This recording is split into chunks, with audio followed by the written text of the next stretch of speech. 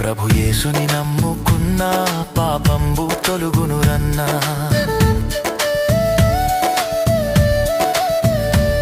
ప్రభు యేసుని నమ్ముకున్న పాపంబు తొలుగునురన్నా.